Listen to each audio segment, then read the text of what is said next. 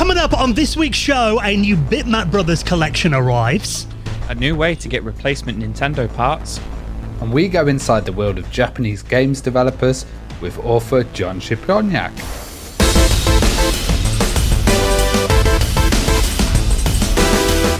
And the Retro Hour podcast is brought to you each and every Friday with our incredible mates at Bitmap Books. Now, have you seen From Ants to Zombies, 6 Decades of Video Game Horror? Now, this is one of my favourite books that they've released recently, covering more than 130 titles from the horror genre. Everything from 3D Monster Maze, Seventh Guest, Aliens Alone in the Dark, all the big ones are in here as well. And of course it is in that gorgeous Bitmap book style, spanning more than 600 beautifully illustrated pages. So you can check that out and the rest of their retro gaming collection at bitmapbooks.com. Hello and welcome to the Retro Hour podcast, episode number 441, your weekly dose of retro gaming and technology news with me, Dan Wood. Me, Ravi Abbott. And me, Joe Fox. And very nice to have you joining us for our little roundtable discussion every single Friday where we bring you up to speed on what's been happening in the world of retro gaming and technology. And of course, every week on the podcast, we welcome on different guests from all aspects of the retro gaming community to tell us their stories. And of course, we have got another amazing guest on the podcast this week. This week, actually going inside the world of Japanese game developers. There's some really interesting stories on the way. But before we get into that, we have got a rather big announcement to make on the podcast this week. Speaking of some of our favourite interviews that we've ever done on this podcast, I'm actually holding a physical collection of them in our hand, because long-term listeners might remember that a couple of years ago, we actually did a Kickstarter for a book. And my God, how many messages have we had on social media, on email, people asking us whenever they see us at events, how can I get hold of a copy of your book if I missed the Kickstarter? We've been getting absolutely tons. And, you know, we printed a few extras after the Kickstarter as well. So, we're going to be making those available. But first, let everyone know who's actually in the book, Dan. Yeah, so the idea of this book was basically a physical celebration of some of our favourite interviews. And I think when we did this, we were around episode, 350, when we made the book. And we actually picked out a few of our all-time favourite guests who've been in the podcast. So to name a few names, Nolan Bushnell is in there, obviously the founder of Atari, the father of the video games industry, you could say. Dominic Diamond, who hosted Games Master here in the UK. Shiny Entertainment founder David Perry. Jeff Minter's in there as well. Trip Hawkins, founder of Electronic Arts and 3DO. Al Nilsson, Ken Williams, Ed Smith, John Bird, Wild Bill Steely. And also, this is not only a collection of some of our favourite interviews, but also there's a bunch of extra interviews that we did as well. There was some exclusives. And the thing about the guests that we chose for this book and the interviews, you know, we wanted a wide-ranging selection from all around the world and lots of different systems and different eras as well. So, you know, it should have a bit of something for everybody there. But also, we had, Dylan Cuthbert as well, famous for Star Fox.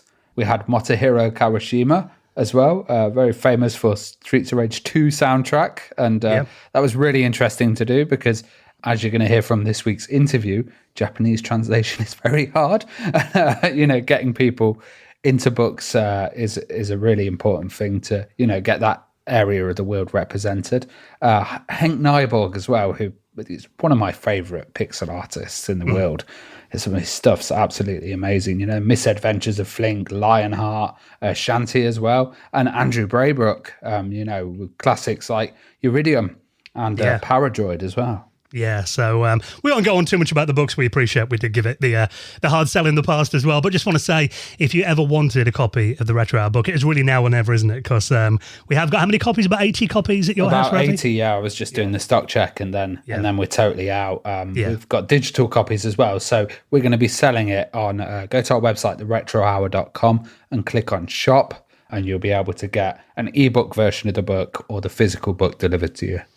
Like we said, first come, first serve. So if you have been one of those people who've been asking us pretty much non-stop over the last 18 months or so, get them while you can. And hopefully we'll have a few at RetroMessa as well. Yes. We're going to try and see how many we could take on the plane. It'll probably be like 5 or 6 or something. But we'll bring a few of those along. Yeah, because we're going to be in Norway next weekend for our RetroMessa. I'm going to get tickets for that. That'll be in the show notes as well. But let's talk about this week's guest then. Now, obviously, we did mention then we were talking about the book, that it is often hard to get information about the games industry in, let's be honest, I mean, the other big gaming history market. I mean, you think about America, obviously we had stuff like Atari came out of there, but really, I mean, a large portion of video game history came out of Japan, even thinking of stuff like, some of those massive arcade companies, Sega, Nintendo, all came out of Japan. And today we're going to be going inside the world and finding out some untold history of Japanese game development. Yeah, so we've got John Szczepaniak on, and, John, he worked for Imagine Publishing, Retro Gamer magazine as well, writes for Time Extension, did some stuff for Games TM as well. So he's been a video game journalist and author for quite a while, but he did this amazing Kickstarter where, he actually thought, I'm going to go out to Japan.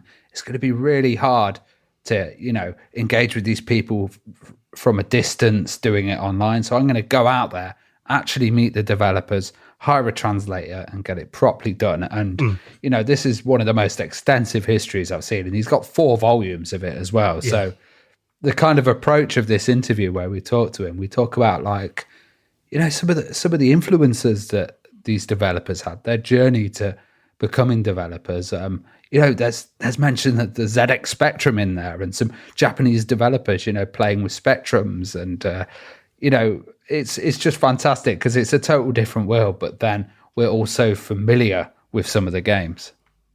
Yeah, and, the amount of people he spoke to out there as well, because obviously, like you said, he had to organise this trip and basically plan in meeting all of these developers on a bit of a roadshow across Japan. Didn't he get them all booked in? So he's like, I've got 2 weeks here.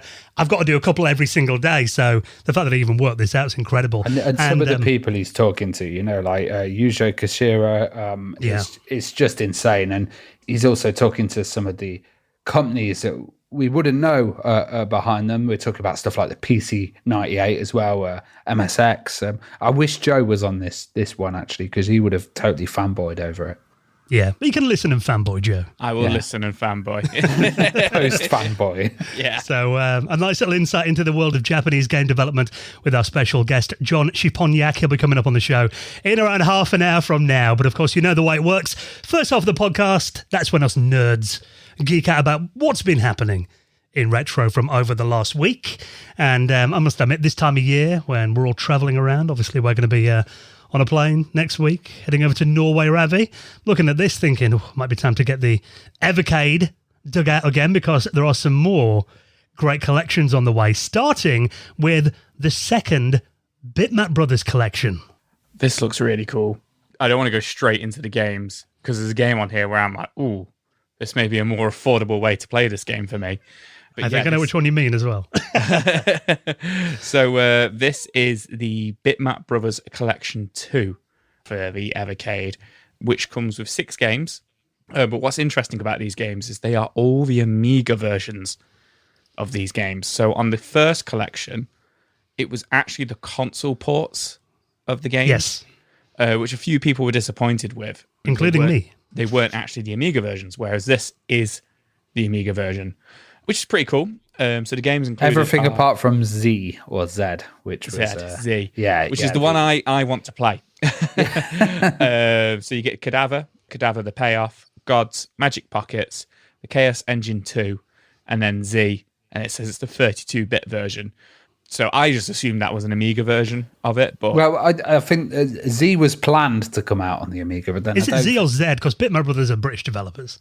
I always heard it as Z. Yeah, so did I. Yeah. I'm going to say YouTubers. Z just to let's just say Z. There you go.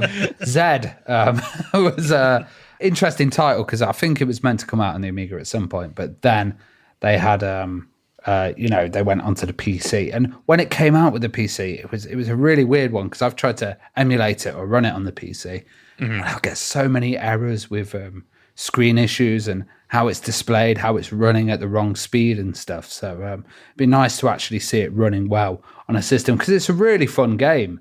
It's kind of like you take control of certain areas and go around. It's good to see. Real time strategy game, isn't it? Yeah, but I'm looking overall at this game, and I think Z is the saving grace here, because they're not the best titles. Oh, Gods even Gods, is good, Rabbi. but Magic Pockets, meh. Chaos You know Engine what? 2, meh. You know what, though? Yeah, I think in many ways, because Cadaver, I wasn't familiar with that game back in the day, but that is on the A500 Mini. Yeah. So I don't know if you played around with that, Joe, when you loaned my A500 I Mini didn't a play while that one, ago. actually. Yeah, I mean, I'd kind of booted it up and looked around for a bit, and I wasn't really sure what was going on, if I'm honest. But a lot of people that do like the game say it's really good, so it could be one that's worth another look. Gods, yeah, I think, that is probably the standout title on this list for me. Magic Pockets, again, Ravi, I agree with you there. I always thought that was an overrated game, if I'm honest, back in the day. I know it is generally considered one of the best Amiga platformers. Great music, obviously the Betty Boo kind of intro music on it, but rest of the game, yeah, I thought was pretty generic. Chaos Engine 2, though, which is an interesting inclusion, because obviously we've done interviews with Mike Montgomery in the past on the podcast, and we've talked about Zed, which was kind of the game that financially crippled the Bitmap brothers, but also Chaos Engine 2, which was their final Amiga release. I've got a feeling that came out really late. It was like 1997. Yeah, that game was released, and I think they sold hardly any of them. But also 2,000 units apparently. Yeah, I'm also just thinking they've got to put these in because they've got no other games. If they're doing a second collection, it's like there's a few tiny ones, but that's it for the Bitmap brothers. Yeah, I'm not totally dissing it. I get it for Gods and Zed, and each person has their own personal taste, doesn't it? And Chaos Engine 2, I think if you play that with another person, like a couch gaming kind of mode, with another physical maybe player. I didn't give it a chance back in the day, so it's kind of just it's a very different mechanic. It's more like a spy versus spy kind of game. Yeah. Even though the graphics look very similar to the original, it doesn't play like Chaos Engine 1 at all. And if you play it against the computer, it thrashes you every time because it's kind of, the AI's way overpowered in it. But I think if you play it with another player, it's actually quite a fun experience. And probably a game that a lot of people haven't played. Like I said, it only sold 2,000 copies. And only ever came out on the Amiga. So I think for a lot of people, it might be, maybe a bit of a hidden treasure that people might kind of give a fair crack of the whip to. And I guess this is with Amiga as well, which it says Amiga at the bottom of the actual Evercade cart. The Amiga collection, yeah. Yeah, which is interesting because, Zed isn't an Amiga title. They've kind of slipped it in there. Yeah, forget that one. Yeah, the rest are. But yeah, it's great to see. And I think, like I said, we love these kind of curated collections that come out on the Evercade platform as well. Because, we always talk about it when you've got like EverDrives and stuff for your consoles or WHG load on your Amiga, the amount of doom scrolling you do, just trying to pick a game and stick with it. I think having these nice little collections of games that they've curated are really good. And actually the pricing on this is reasonable as well, £17.99, and that's going to be going up on pre-order on August the 30th, so only a couple of weeks to wait, so I'll link that up in this week's show notes. If you want to check that out, there is a trailer online right now. Now, this is cool to see, and I love the fact that these can actually be used to fix up your old school Nintendo controllers, because these are a new range of, basically these are like little keyrings, aren't they, that they've released in Japan, called, are these Gashapon toys? Do you know about these, Joe? Yeah, so I went to Japan in 2019. My wife became addicted to these Gashapon machines. So they're the machines where you put generally like 100 or 200 yen in the UK, a quid or whatever, and it's you turn it like a crank, and then a ball will drop out, and you'll have a prize in it. Yeah, and they're really, really popular in Japan. They're in like every shop you walk in, or every game shop. Can't you get a shop. huge variety of stuff as well that comes out of them? Yeah. So generally, there's even Gashapon shops where there's hundreds and hundreds of them lined up, and there will be one, and it'll have a poster on the front of it, and it will tell you this is a Final Fantasy one, and there's like 10 characters in there from Final Fantasy 7, and the next one will be this is a Pokemon one, but it's the water Pokemon. So it's always you don't know what you're going to get, but you know what genre you're picking. Does that make sense? Like, you know what, IP you're picking. Like there's so much, like, it could be Dragon Ball Z, it could be but you don't know. I'm not describing it. It's random which one's going to fall down. Yeah. It's random which one's going to fall out, but you know what genre you're picking, if that makes sense, what IP you're picking. But Nintendo of Japan, in the Nintendo shop in Japan, have got their own ones. and they have been absolutely crazy. Apparently there's queues just, kind of round the block outside the door for them, and they are the Nintendo Gashapans that they've just released. They are key rings with classic Nintendo controllers, starting with the Famicom all the way up to the GameCube, and all it's just parts of the controllers, isn't it? Just a section of them. It's just segments of the controllers. So just like a little circle, and you either get like the D-pad or the thumb stick or the C stick from the GameCube, or you get the buttons, and can get the Famicom, the NES, the Japanese SNES or the American SNES, and then the N64 and then the GameCube. Super popular. But what's really interesting, and this isn't something Nintendo have advertised, this is people who are buying them and then they're on X tweeting about it. These parts, these buttons, they're completely compatible with official Nintendo controllers.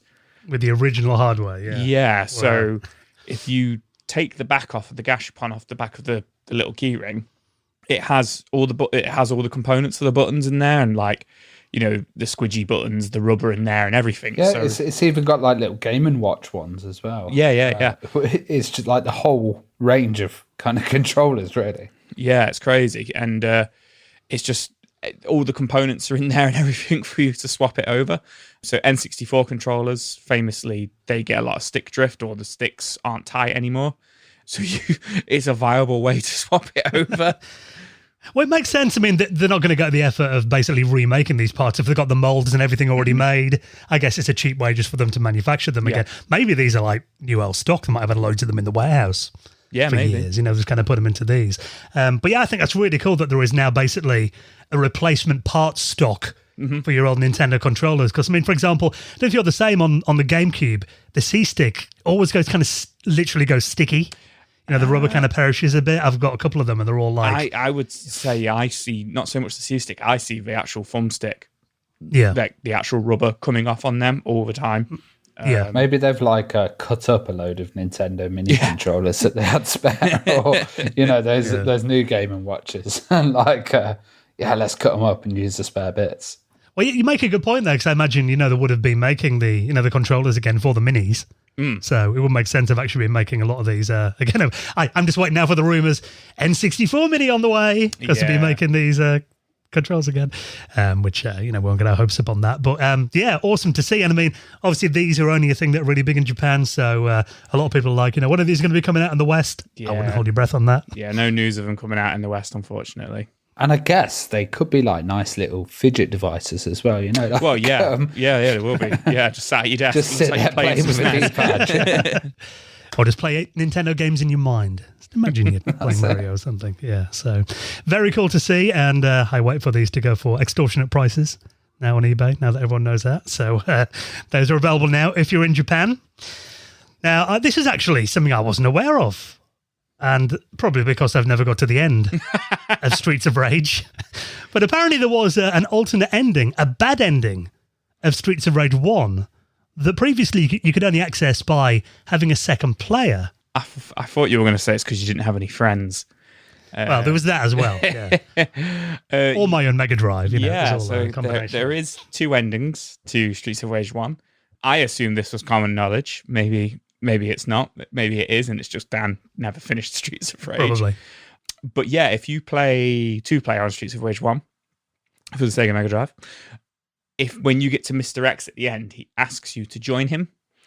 And if you both say no, then you just fight him as normal. If one of you says yes to join you and one of you says no to joining you, it takes you back to level 6 and you have to do it again. If you both say yes to joining him, you have to fight each other. Whoever... Like Double Dragon just like Double Dragon. You have to fight each other. Whoever wins that fight then goes on to fight Mr. X. And then you get an alternative ending where whichever character you play as is seen sitting in Mr. X's chair and becomes the new Syndicate bad guy. You've brought back memories because this was the only way that we'd do it as well. And me and my mate John T, if you're listening, big up. We used to play it, and then we'd always be like, "Don't do that because you're going to go back." It was yeah. God, yeah, but that was frustrating. It was very but that caused a few arguments. And you know what? This goes to show how young I was when I used to play Streets of Rage 1. Me and my friend Jack, big up Jack, we couldn't read when we'd get to the end, and we just knew. We didn't know what it was saying. We just knew which ones to pick to make sure we didn't go back. Like you either pick the top. We both have to pick the bottom one, like to make sure that we didn't go back to the 6th level. But yeah, famously, if you will, you couldn't access this ending on single player. You could only ever do it on 2-player. So Billy Time Games, who is a big Sega Mega Drive hacker, has put together a mod that allows you to do this on 1-player. Is essentially the story is the news article, just so you can access it through I guess it says official means, it's unofficial means because it's a mod to the game. It's a very small mod, but it gives you the option to join him, yes or no. And obviously if you say yes, you still fight him, but then when you beat him, you get the bad ending.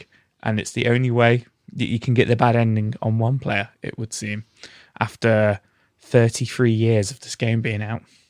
So if, like me, you've got no friends, as Joe pointed out, thanks, Joe, then this is a way to see it at home without having to bother anyone else. So this is available now on romhacking.net, so I'll put that in this week's show notes.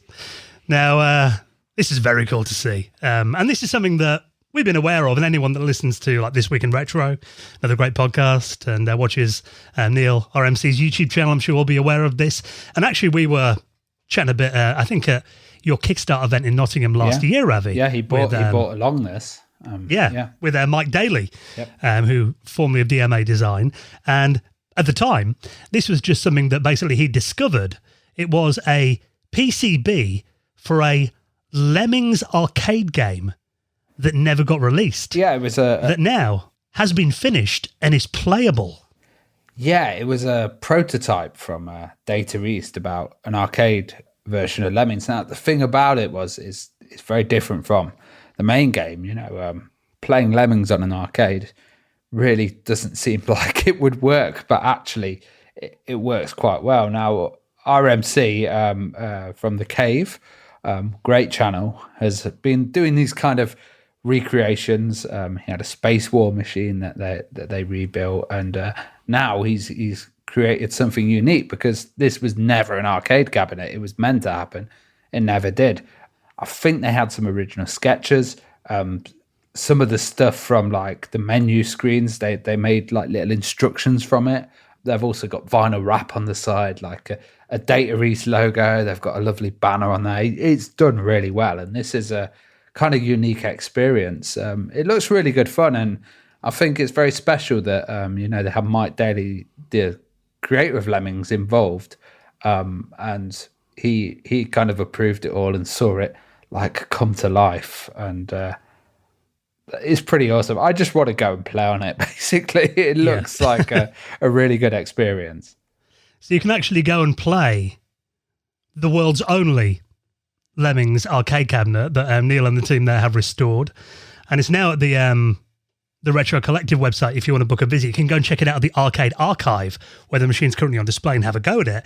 And like you said, I mean, they've made this into a full, proper arcade cabinet with a CRT monitor in there, the artwork on the side of it, even the buttons as well. You know, yeah. That was what I was wondering. It's like how do you play it with an arcade joystick or something? Makes sense that you play it with a trackball. I'm interested to have a play at this because, like you said, it is the only one that's out there, and I wonder kind of how it differs from. Yeah, it does look very different. And the thing is, we used to have fun just doing 2-player Lemmings. You and me just playing that together. But this looks like a total different experience because the thing that you've got to have with an arcade game is pace, right? And, that kind of fear. And I wonder how they do it. From the footage, it looks really good, but I'd love to sit down and play. I reckon this is going to be one of the most popular machines that he's got there, and it's very unique. They had this plan of putting this furry kind of lemmings fur around it, and Nice. I'm glad they didn't. They only in the video they said they had a bit of it at the end, but it was getting stuck on Neil. So yeah. And they do a great podcast. Also, if you check out Into the Vertical Blank podcast, they did a Retro Hour Verse This Week in Retro episode recently, which is Put Us at War. yeah, Put Us at War, which is a really We're all interesting friends. episode. Yeah. So I'll link that up in the show notes as well. But I mean, if you haven't seen something, I'm sure some people will point this out in the comments, that the Lemmings arcade cabinet, it is available to play in MAME. Has been a ROM hack of it available for about a year now. So you can play it at home if you want to check it out. And I'm looking at a long play here. It's nearly a 2-hour long play. So I can see why this probably never made it into the arcades, because obviously arcade games are meant to keep you on for like a few minutes and get you off and get money off the next person, aren't they? Yeah, They don't want someone who's going to hog it. It could be really tough, with long plays. Some people tend to be really good. Yeah.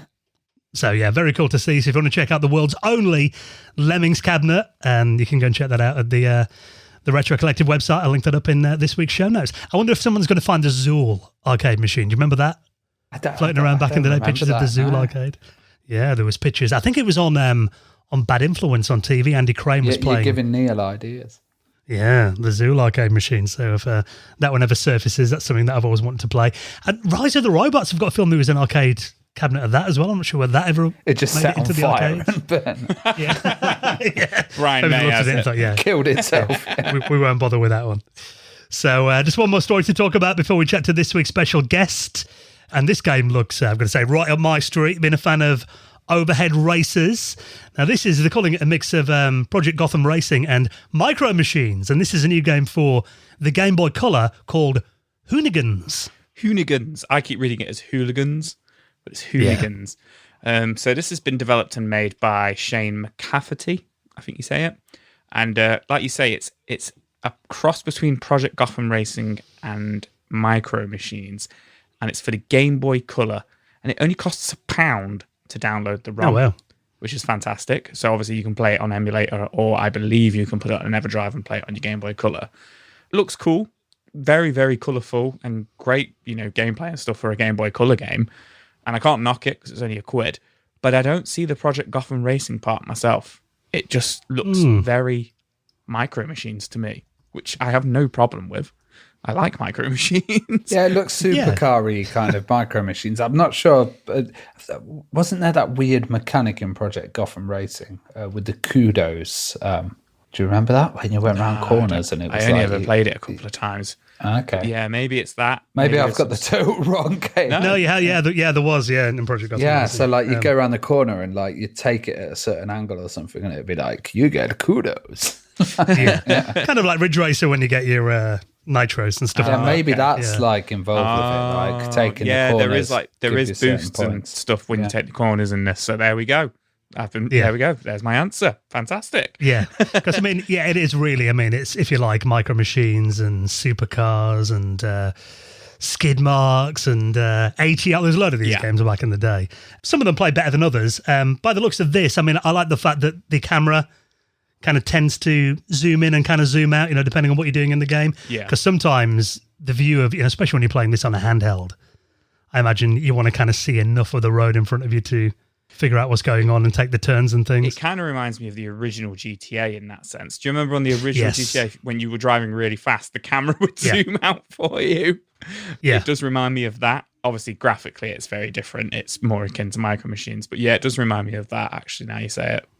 Yeah, and there's auto acceleration in the game as well. Obviously, there's only videos at the moment on X. We haven't actually downloaded this to give it a play. Playing it on original hardware, it does look like the system does lag a little bit at times. Mm-hmm. There's some kind of slightly jerky scrolling. Looking at these videos, again, it could just be an artifact of the capture that they're using for it. But I'm a fan of these kind of games anyway. But I think it's for the sake of £1, if you have got a Game Boy lying around, your Game Boy Color, and you want something good to play in it over the summer, looks like it could be worth a buy. Were you a fan of these kind of games back in the day, Joe? Did you play many of these other races? We had Micro Machines for the Sega, for the Sega Mega Drive. We had, is it Micro Machines 96? I think it is. And we had the military one.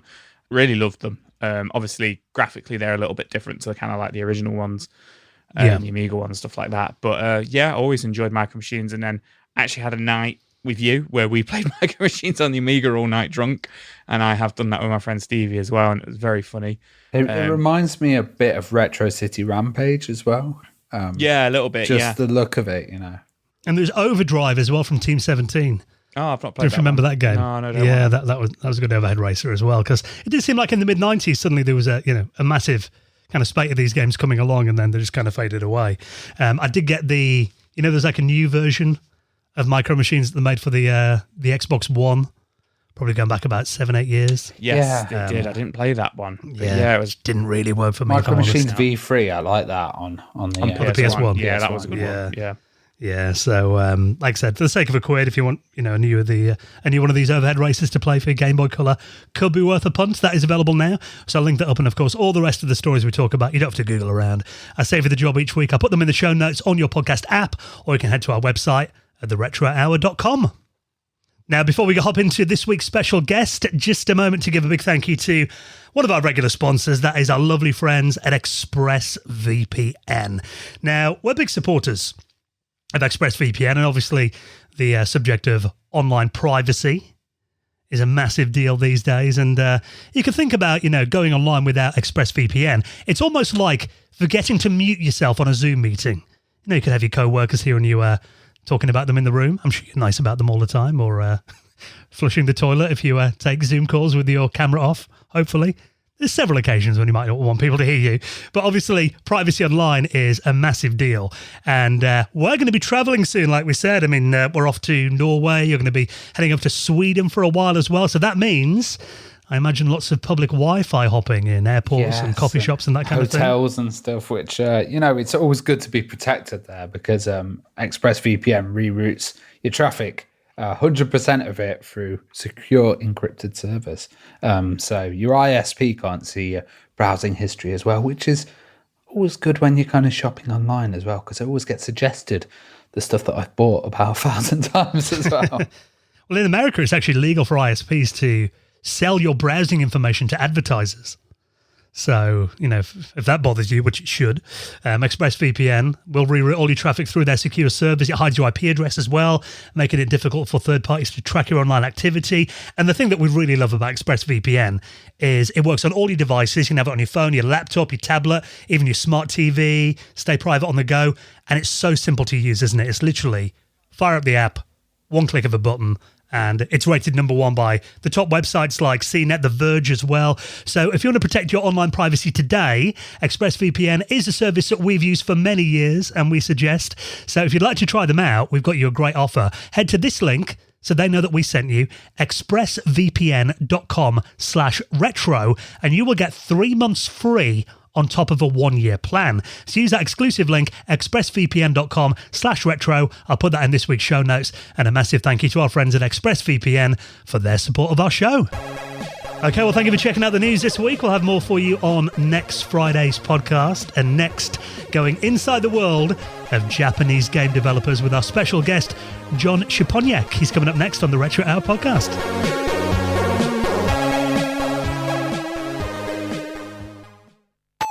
You're listening to the Retro Hour podcast, and I'm here with John Szczepaniak. How you doing, John? I'm doing well. Thank you very much.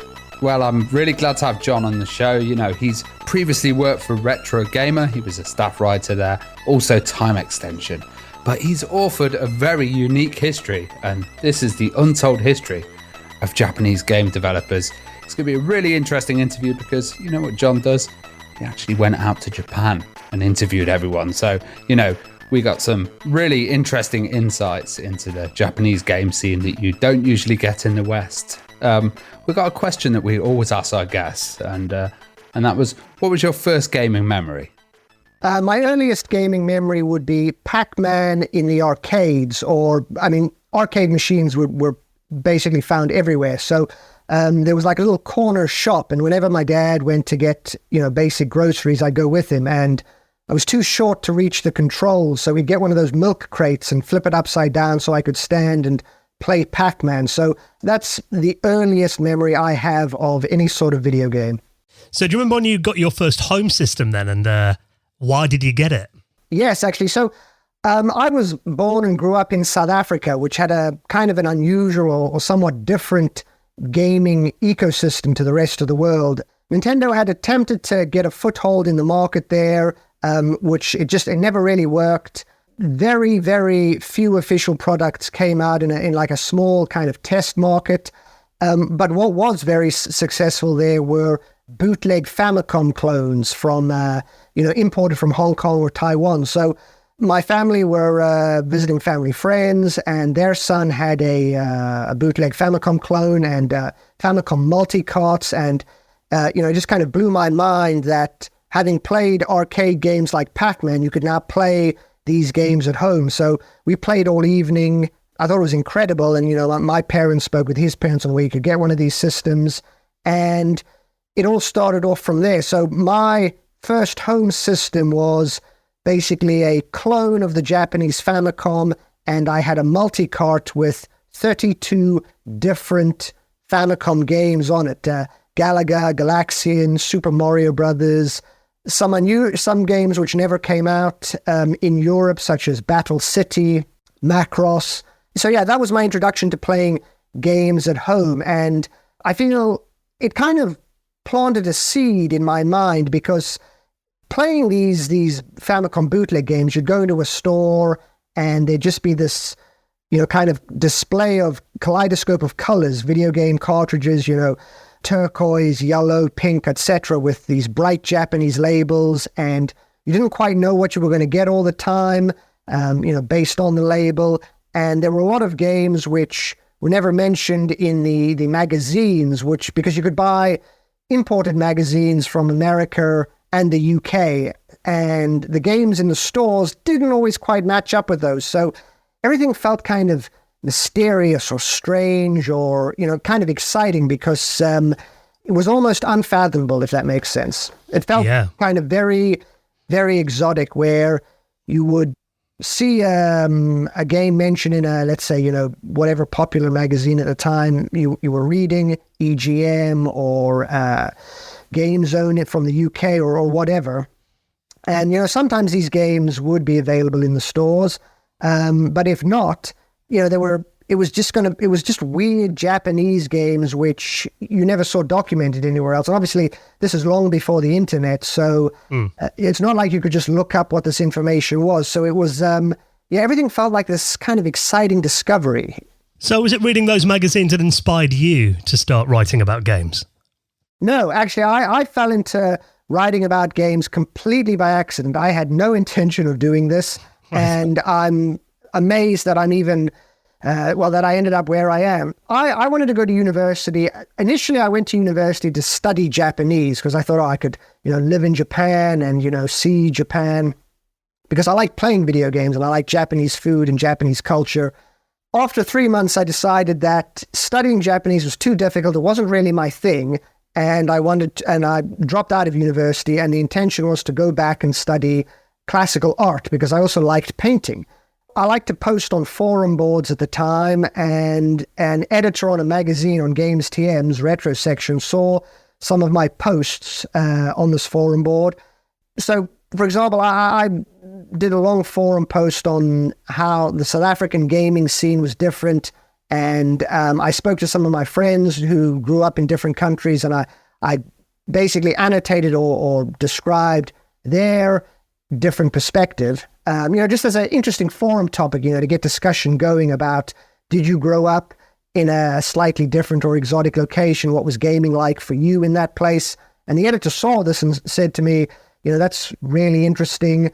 Could you, delete the forum topic, but take your statement and your friend's statements and, give it to me as an article, and I'll pay you in games. So I did that. And my first article was called Wish You Were There in Games TM. And it looked at video games in South Africa, Russia, Brazil, Iran, just from, chatting with people who I knew had lived there. And, I found this all very exciting and unusual, because obviously it was very much removed from, what one would have grown up with, let's say if you're growing up in the UK or America. So that was my first article. And then he said, oh, do you want to do another article? And then I think I wrote about I think I wrote about Metal Gear, the Metal Gear series for my second piece, because I was a big fan of that, of this series. And I'd played all of the 2D games, including the Japanese-only MSX2 game, Metal Gear 2 Solid Snake. And this was before Konami had re-released it. So that was my second article, and he paid me in games. And then he was like, oh, do you want to write another article? I can pay you in money this time. And then I was like, instead of going to university, I was thinking, oh, I can get paid to write about video games. Sure, I'll do this. Well, it was a really interesting Kickstarter that you did, because you actually had funding in there to go out to Japan, do the whole trip, and meet the devs there, talk to them personally, and also get a translator. Why was it important to do that? So I had done interviews with Japanese developers previously via email, usually through PR departments. And that's incredibly frustrating, because you're at the whim of the PR person translating the English into Japanese. You are reliant on them not filtering out any sensitive answers that they get back, and then also relying on them translating it fully into good English. I mean, I remember one example when I was working on Retro Gamer magazine. Sega contacted us, I think it was for their Mega Drive collection on the PSP or PS2, and they wanted Mega Drive coverage. And they were like, we can get you interviews with key people in Japan, just send us questions. So I thought to myself, I'm going to send them the best, most hardcore intellectual questions about the Mega Drive, which no one else would have asked them, like really out there, to get great information that's never been documented before. And the PR guy got back and said, these questions are too complicated for me to translate. Can you try giving me simpler questions? And I had to dumb it down. And I thought to myself, oh my God, this opportunity is being wasted here, in that Sega was willing to answer questions, but because I had to go through, I don't know, whoever it was doing the translating and the liaising, it just fell short. And, there've been other times where you get answers back and you can definitely tell that they've curated or truncated it or just removed pieces. So I wanted to get right to the source. I wanted to bypass all of that. I wanted to speak to people face to face. And a lot of the inspiration came from, there was a book, Family Computer 1983 to 1994. It was by the Tokyo Metropolitan Museum of Photography. For the anniversary of the Japanese Famicom, they had a photograph of every Famicom game fully boxed and 10 interviews, just raw, pure Q&A interviews with, I believe it was 10 major developers. Miyamoto, the creator of Earthbound, Yuji Naka, interviewing him from the perspective of being a rival to Nintendo, Hideo Kojima, 10 major developers. And the answers were pure and raw and unfiltered, and there were 2 columns of text, one in Japanese and then the translation in English, and really heartfelt, sometimes just wacky answers. Like I remember Hideo Kojima said that he'd glued a Japanese coin to the Famicom controller and it made his hands smell kind of funky. And I just thought to myself, it's so weird, but it's entertaining. It's interesting to read these recollections. And I wanted to recreate that sort of, I suppose the word is, kind of this intimacy where a developer lets their guard down and they really share their personal memories, their recollections, their inner feelings, without any sort of, company overview saying, that's, maybe you shouldn't be discussing that topic or anything. I didn't want anything to hinder it. I just wanted, a cascading waterfall of information that had never been known before. So in that regard, it was quite challenging. But my belief was, if I can get to Japan and I can bypass PR companies and I can get a really good interpreter to communicate with them easily, then I will get answers and information that nobody has ever heard before. Well, obviously, planning this journey, you've only got a limited amount of time to get this done when you're there. What kind of challenges did you have planning that trip, and how did you choose which developers to interview? In terms of planning, I wrote out a meticulous calendar, and I would fill in, and I provided the calendar to interviewees in order for them to suggest which day was good for them, and I tried to fill in as many days as possible. In the end, basically every day just about had an interview in it or something related to the project. I think over the course of 3 months, 90 days, I had like 5 days off, so it was very intensive.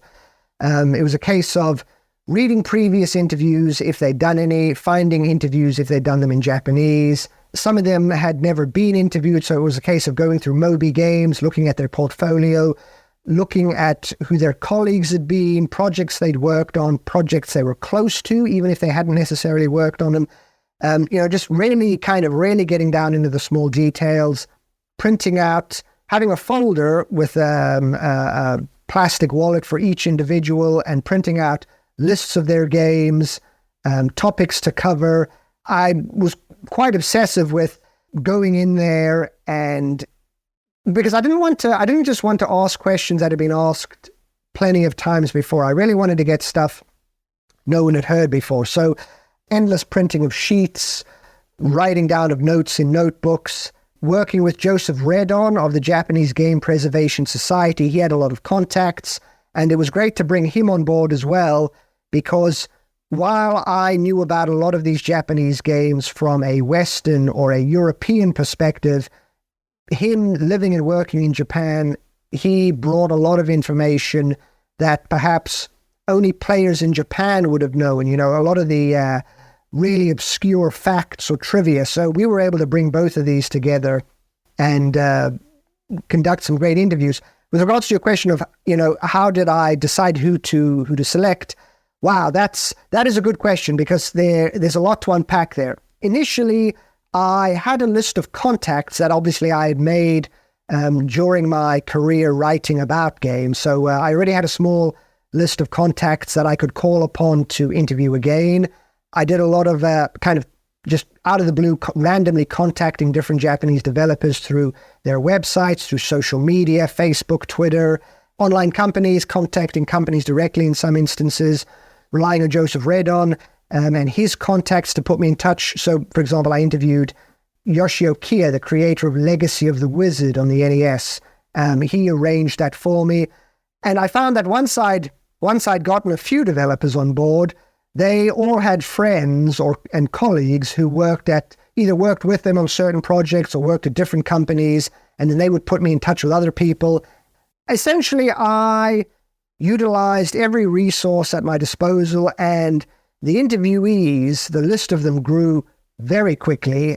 Like in some instances, I was being invited to do more interviews while I was in Japan. In one instance, like I remember this quite vividly. I was having lunch at Arzest with a lot of former Sega employees. So Naoto Oshima, the creator of Sonic the Hedgehog, the creator of Shinobi in arcades, Yoji Ishii, who created Fantasy Zone and was a producer on Outrun, and we're all having lunch there. And I'm asking them, have any of you heard from the creator of Alex Kidd on the Master System? Because he's quite a mysterious figure. I'd never seen any interviews of him in English.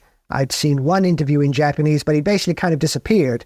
And Yoji Ishii was like, oh yeah, I've got him on speed dial. He whips out his mobile phone, and I quickly took out my phone to take a photograph of this because it's great.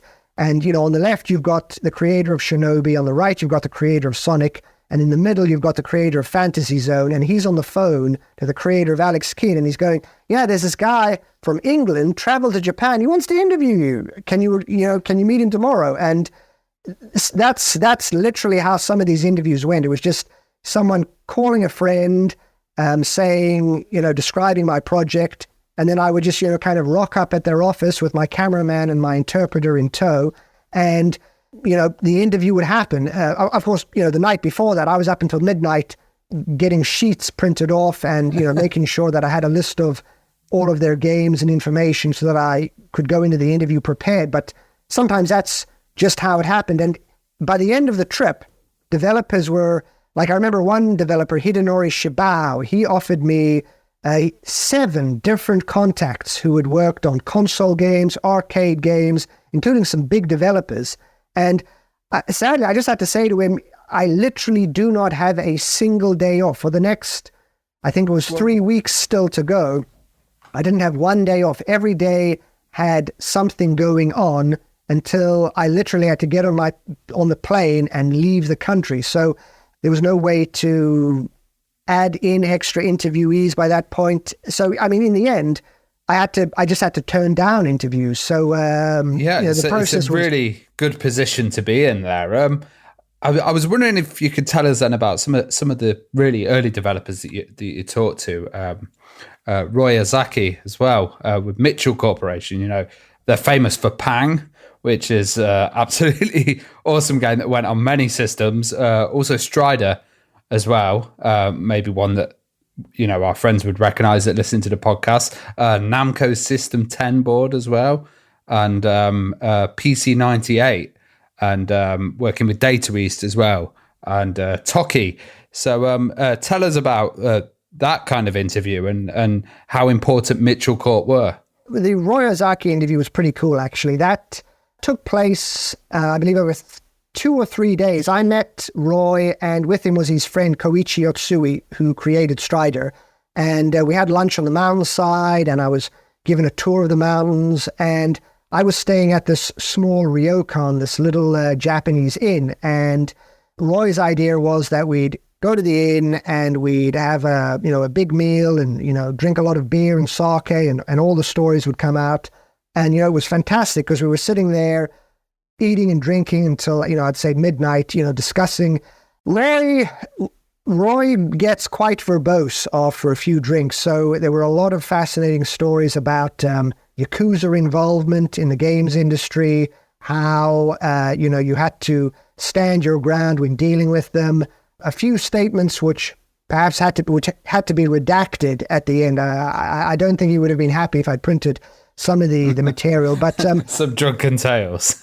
That kind of exemplifies the relaxed atmosphere that I was hoping for in kind of getting this information. And he was describing life in the industry in a way that you wouldn't get through a PR-controlled email interview. So I think I ended up with like 7 hours of audio, because the next day after I left the ryokan, I traveled to Roy's house to take photographs of his various awards that he'd received for. So like he had an award from Capcom for shifting a lot of arcade units. He was a distributor for Street Fighter 2. He was showing me all of this this cool memorabilia of his, which I was photographing. Kouichi Yotsui brought a painting which he had hand-painted of Strider as part of the creation process.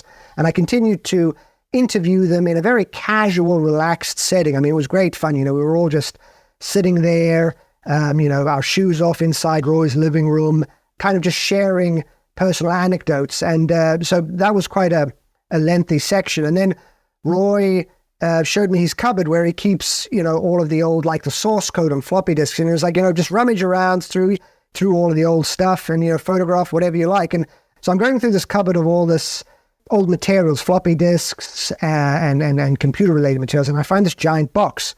And I lift the lid, and what I see at the top is the tops of 4 human heads and long black hair, and I'm thinking to myself, oh my God, is he secretly some sort of serial killer, and I'm going to be murdered, and then my head is going to be in a box, and they're never going to find my body?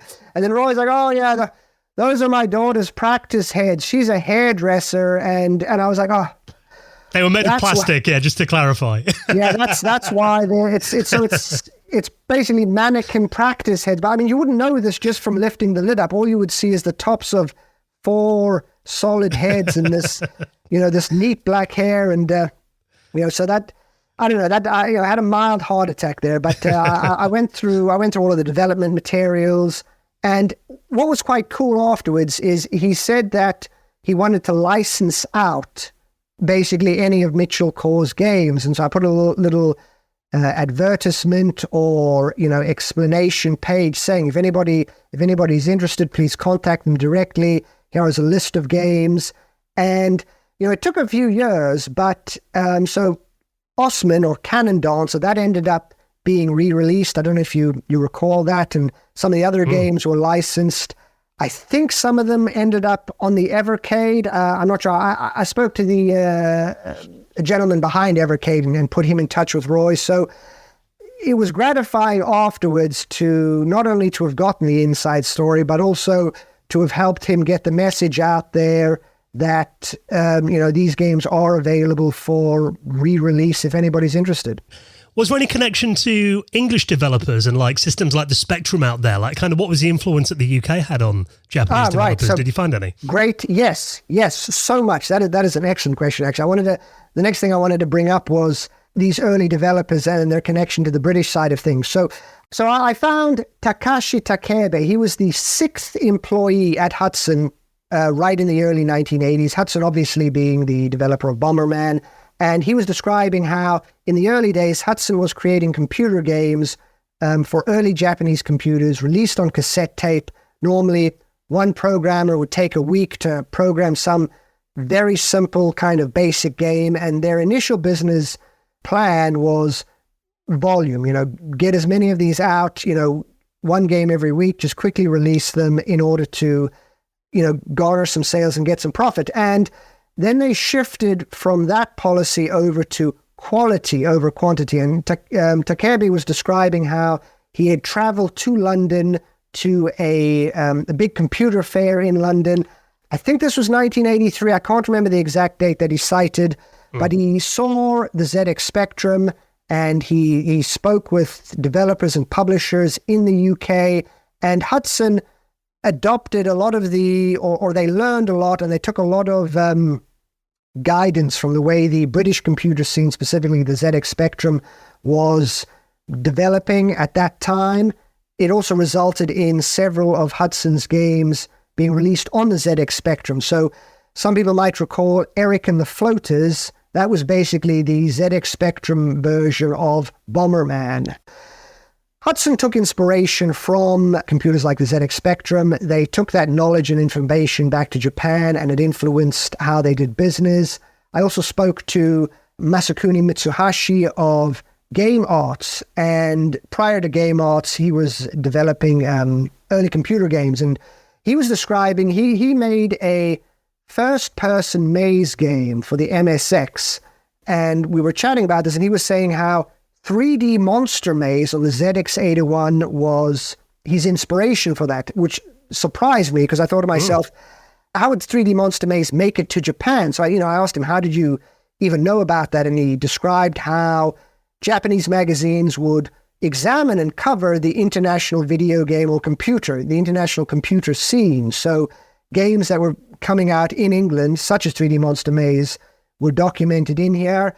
And then I did a little bit of digging even further, and I discovered that the ZX81 computer itself was actually sold in Japan. And, I found advertising leaflets advertising this, and Japanese hobbyists or enthusiasts produced their own type-in listings in Japan for the ZX81, which archivists now are attempting to type those up and preserve them. So that's amazing, because I thought it would have just been MSX or PC98, those kind of machines. But the fact that they've got a love for the Spectrum as well over in Japan is great.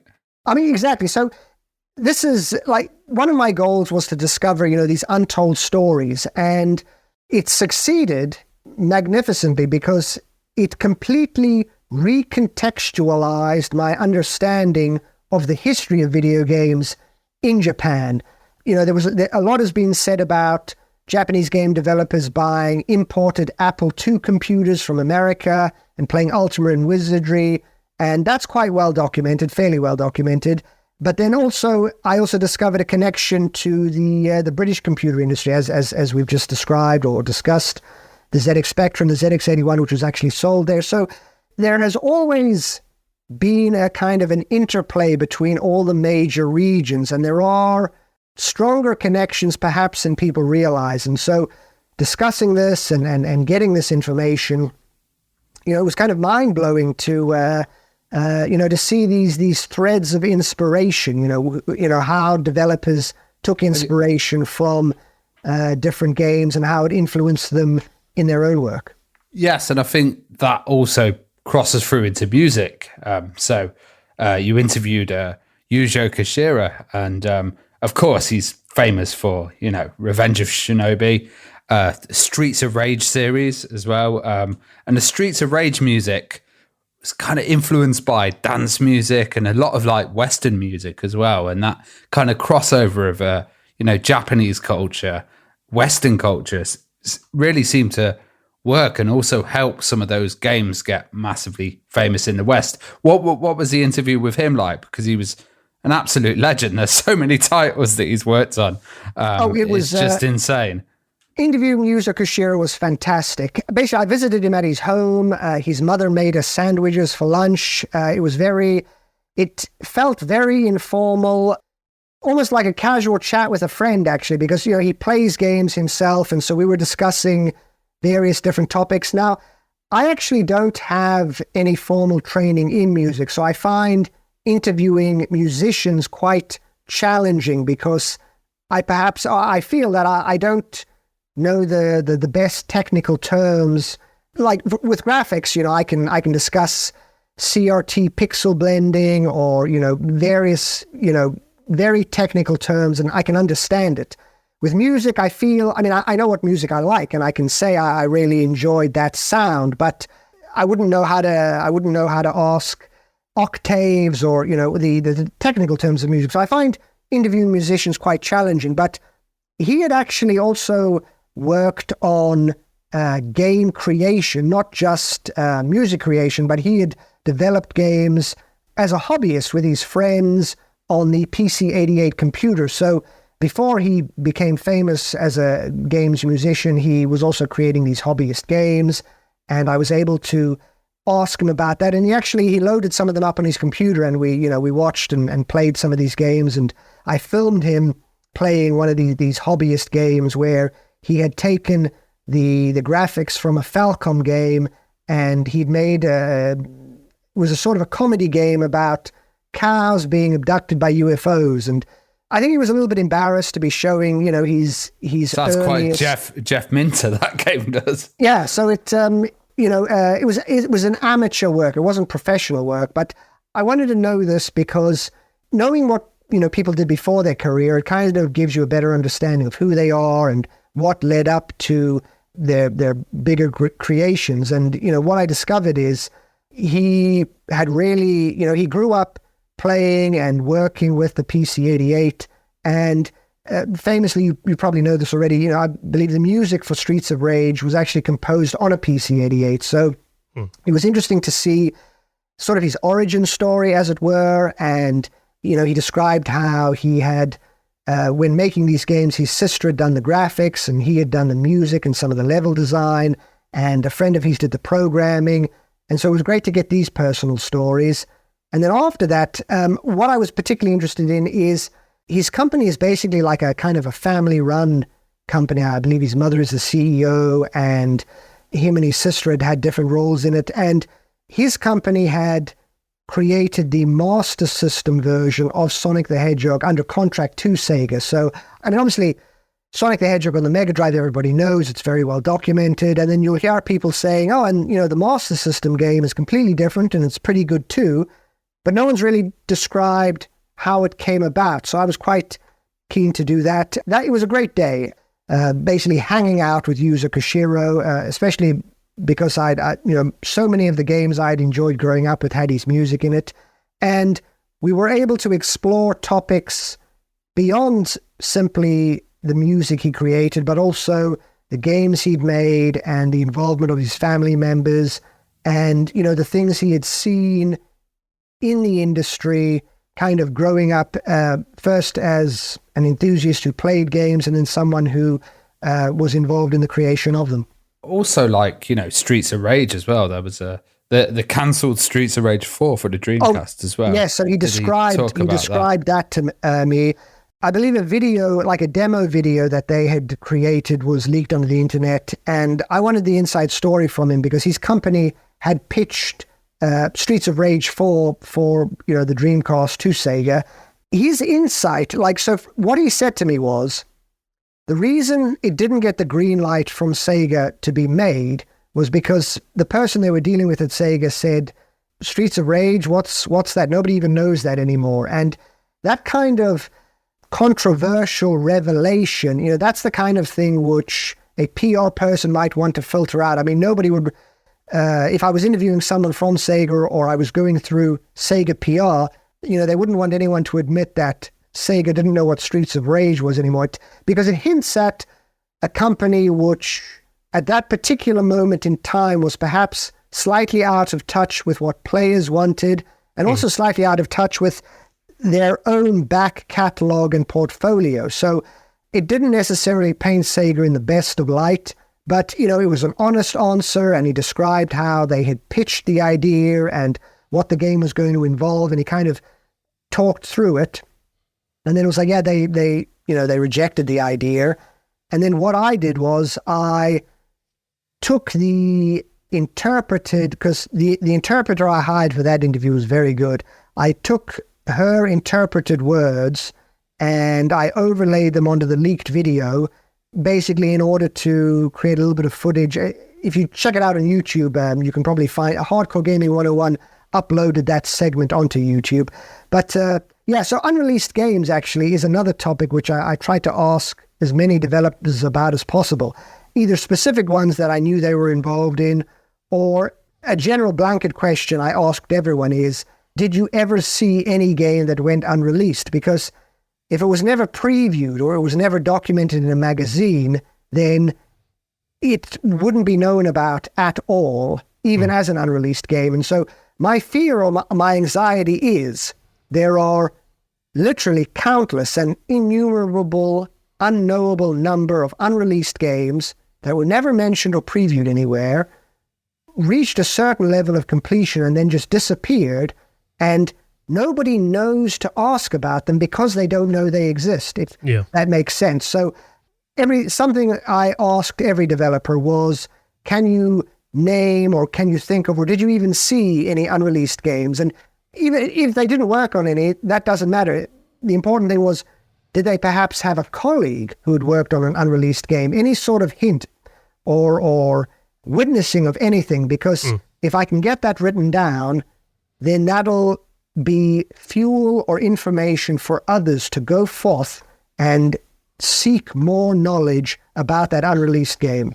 I'm quite interested as well talking about unreleased things, because there was also, if we're talking about online services as well, like one thing that you mentioned in the books is projects like the online shopping on the Sega Saturn, which yes. I'd never heard of that before. Tell us a bit about that. So things of that nature where games, or in this case an online service, which was unique to Japan and never left Japan, there's not going to be a lot of information on it in English because obviously if something never left Japan and it never came to America or Europe, nobody's going to talk about it, and you're not going to have first-hand accounts of it. So regarding the online Sega Saturn service, Tominori Sugiyama is the gentleman I spoke to about that, of Vanguard. And this is fascinating because if something has never left Japan, then there's not going to be a lot of documentation, if any, on it in English. So you either need to hope for perhaps a Japanese blog entry where someone describes their experience or use of it, or in this rare and fortuitous case, someone who actually worked on it. And for Tominori Sugiyama, I went on the website, which lists all of their products. And obviously, although it's a discontinued product because it was for the Sega Saturn, his company website was great for listing basically everything the company had ever worked on, sort of like a portfolio that they were quite proud of. And so when I saw this, and it's in Japanese and I'm having to translate it, and, there's not a lot of information to look up either when you Google for it, certainly nothing in English. So that was a great opportunity to document something.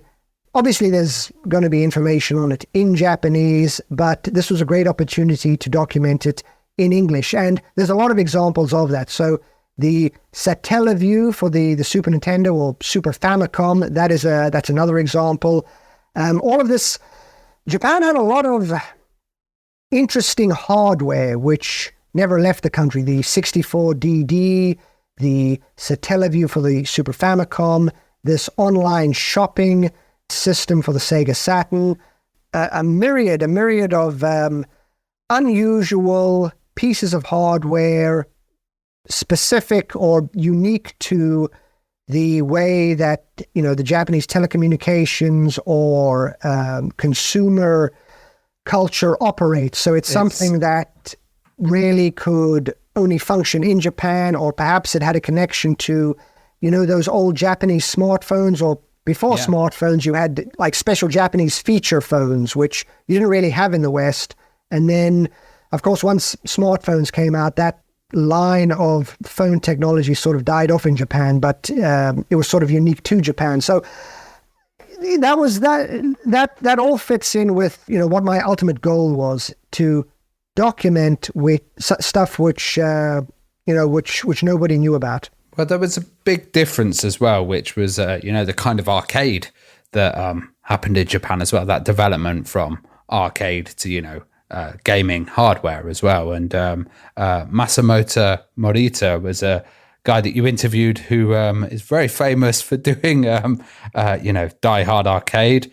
Also, he worked with Sega's arcade division with the AM2 chipset. Can you tell us more about that interview?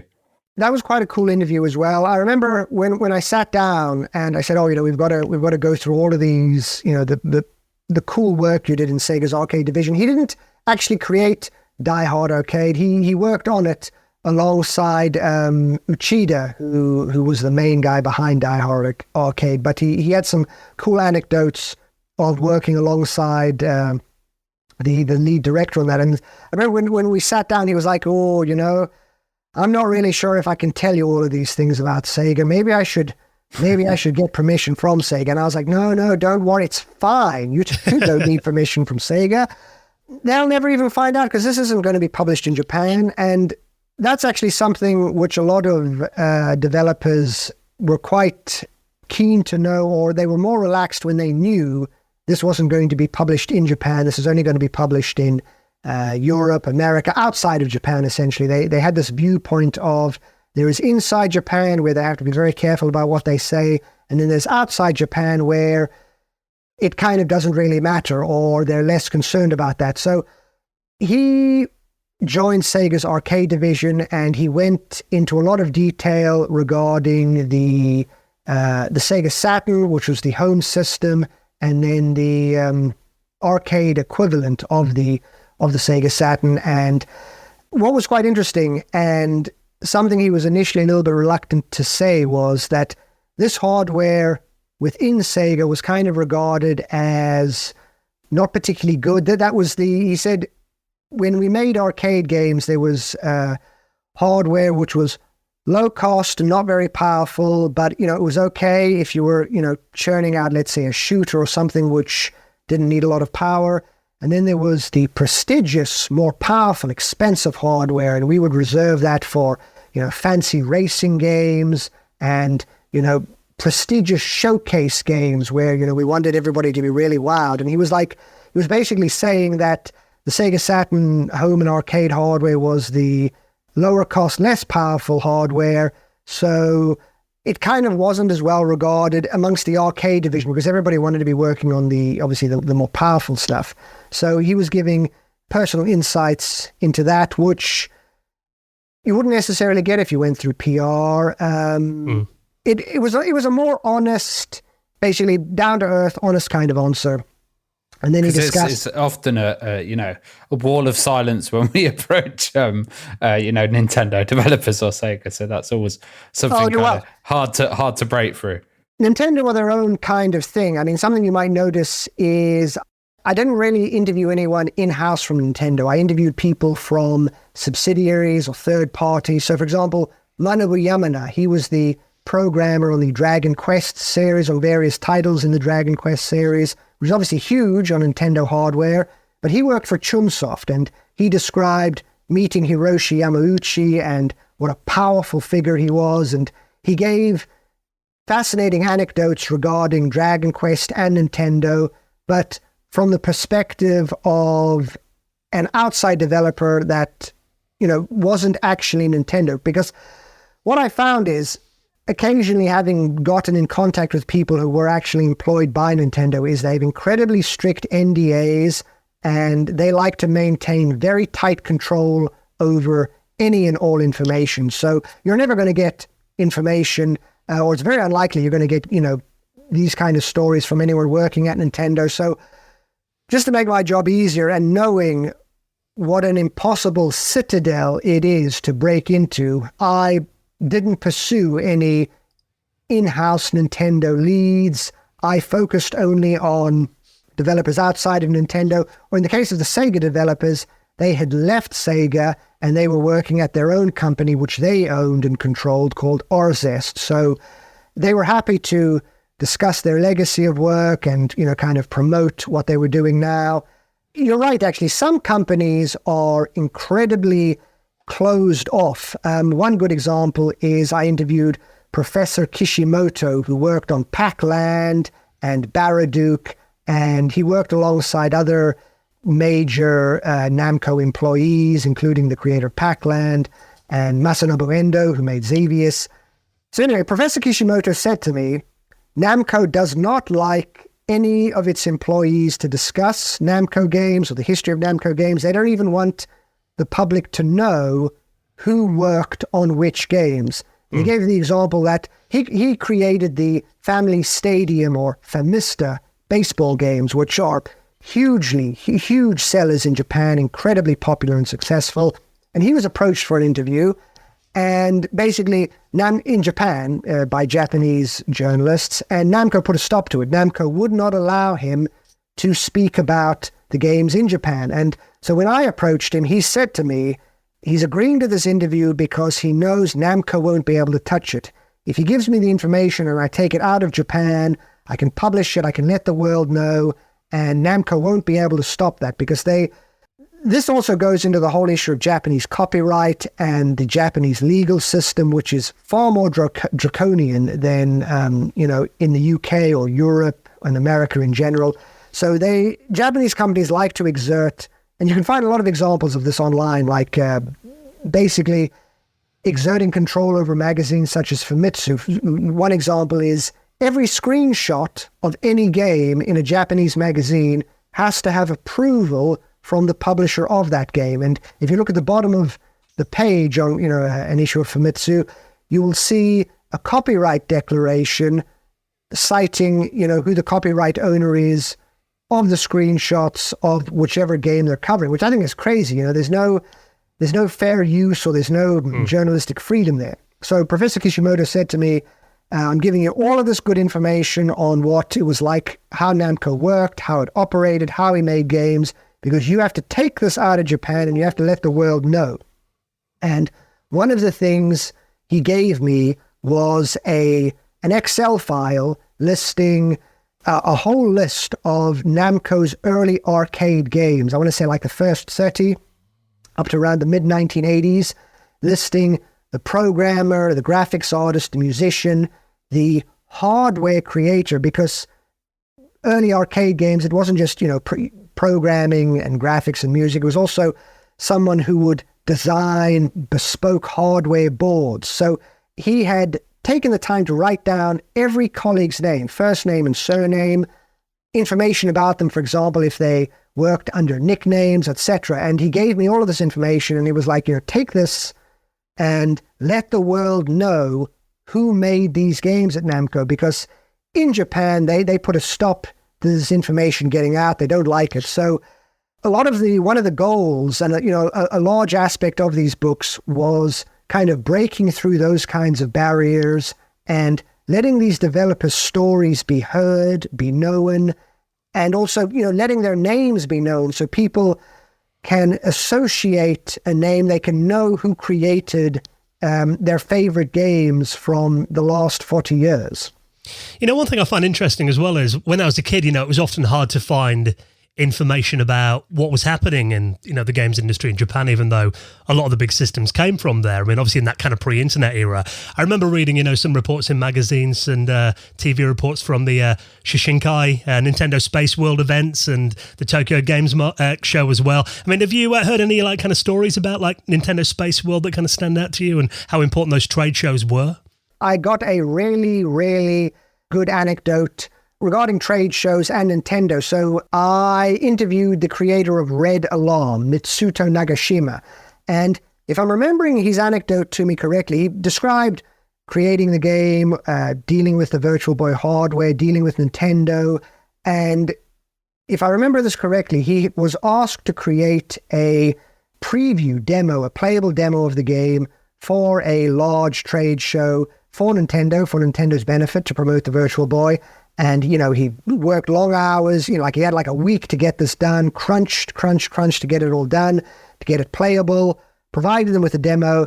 And then at the last minute, Nintendo was like, actually, you know what? We just really want to promote the N64. We're not going to be showing or promoting any of these other games.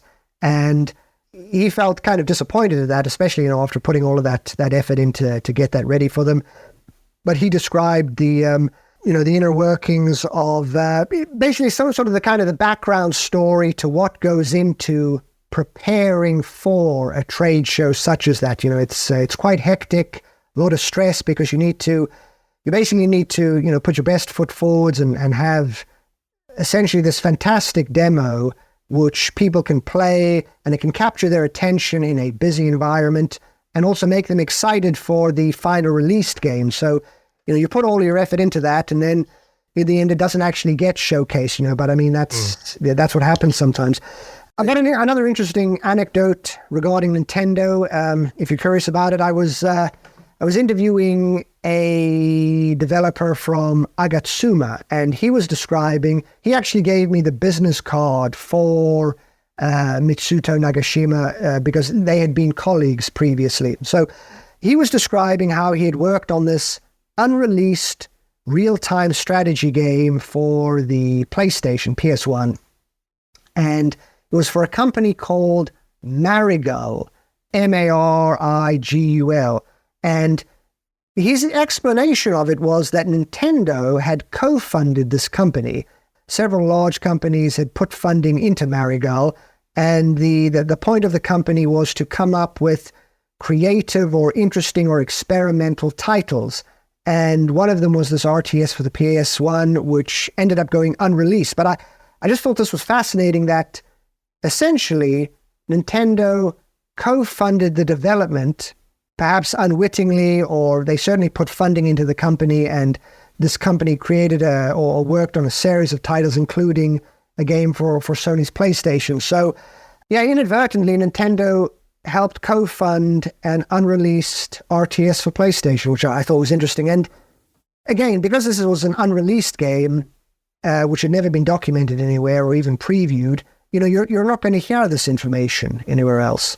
Or if you check your books as well, because I think you have 4 volumes now, don't you? And where can our listeners get hold of it? And what do you have planned next as well?